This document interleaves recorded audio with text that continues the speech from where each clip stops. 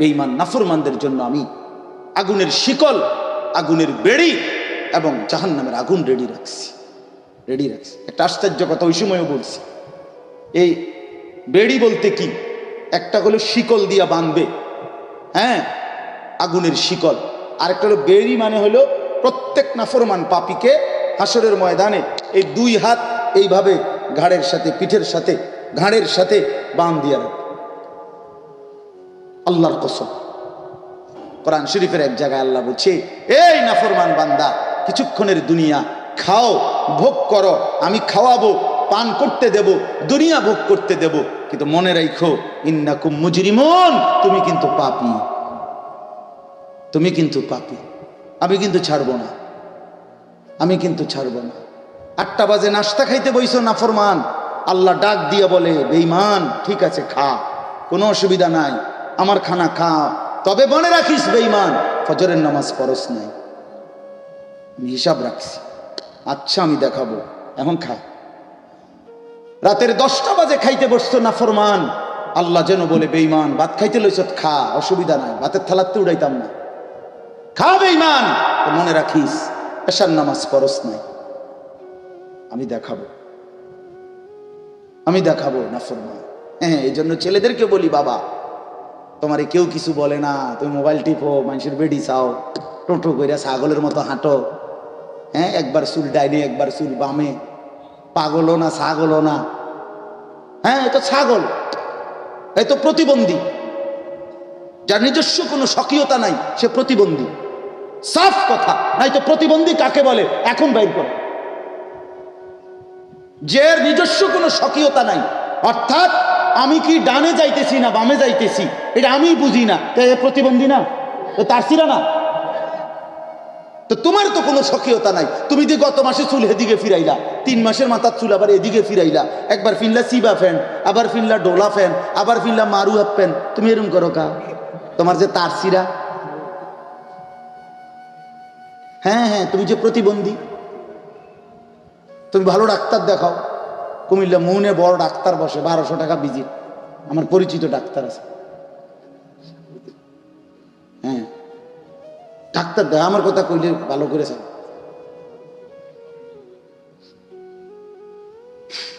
এই জন্য এটা বোঝা উচিত, আমি মুসলমান, আমার আত্মমর্যাদা আছে, আমার আত্মসম্মান আছে, আমার একটা নিজস্ব স্বকীয়তা আছে, আমার আল্লাহ আছে, আমার রসুল আছে, আমার কোরআন আছে, আমার ইসলাম আছে, আমি কেন নষ্ট হব বেটা?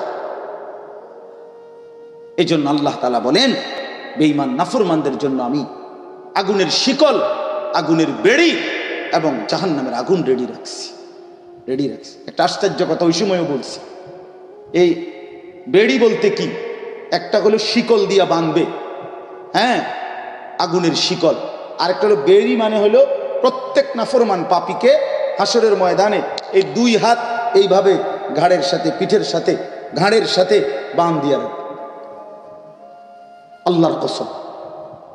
এই জন্য একজন বড় বুজুর্গ, আমরা তাফসিরের মধ্যে পড়ছি, আজ উঠাইলে নামাজ হইতো, সেদিন উঠাইলে জাহান্নামের জন্য বাঁধ দিবে, সেদিন হাত উঠাইতে হবে, আজ উঠাইলা না আর কি। তোমার হাত কাঁধ পর্যন্ত, তোমার হাত কনুই পর্যন্ত, তোমার হাত কানের পর্যন্ত উঠবে, কিন্তু সেদিন উঠাইয়া বাঁধ দিবে। আজ উঠাইলে কি হইতো? নামাজ হইতো। শেষ কথা হইল, ইন্নাল আবরারা ইয়াশরাবুনা মিন কাসিন কানা মিজাজুহা কাফুরা।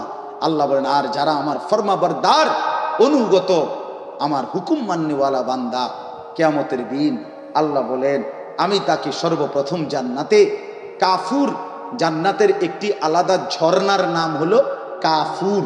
এই ঝর্ণার পানি আল্লাহ তাআলার স্পেশাল জান্নাতের একটি ঝর্ণার পানি, যেটা অত্যন্ত সুগন্ধিময় এবং পানীয় হিসাবে চমৎকার উৎকৃষ্ট।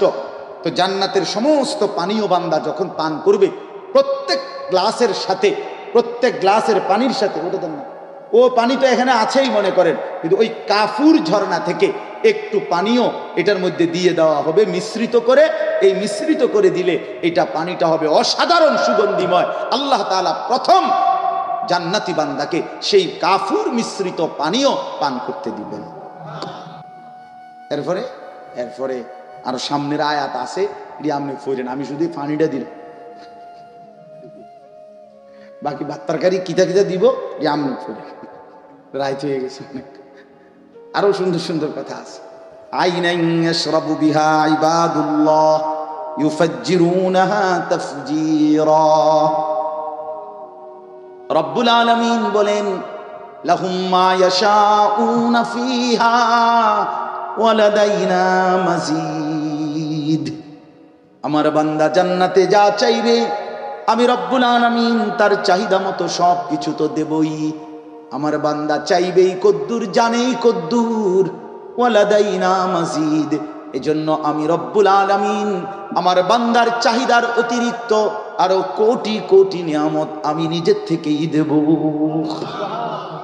ওই বলবে কয়টা? ফেরেশতা যদি বলে জান্নাতীকে, হে আল্লাহর বান্দা ফল খাবেন কিনা, কয়টা ফলের নাম বলেন। আপনি কয়টাই জানেন? আপেল, মালটা, আনার, ড্রাগন ফল, পেয়ারা, বরুই, আর গীতা, নাইলে 20টা কইবেন। ফেরেশতা বলবে, দোস্ত আমার, এটা তো নাঙ্গলকোট বাজার না, এটা জান্নাত।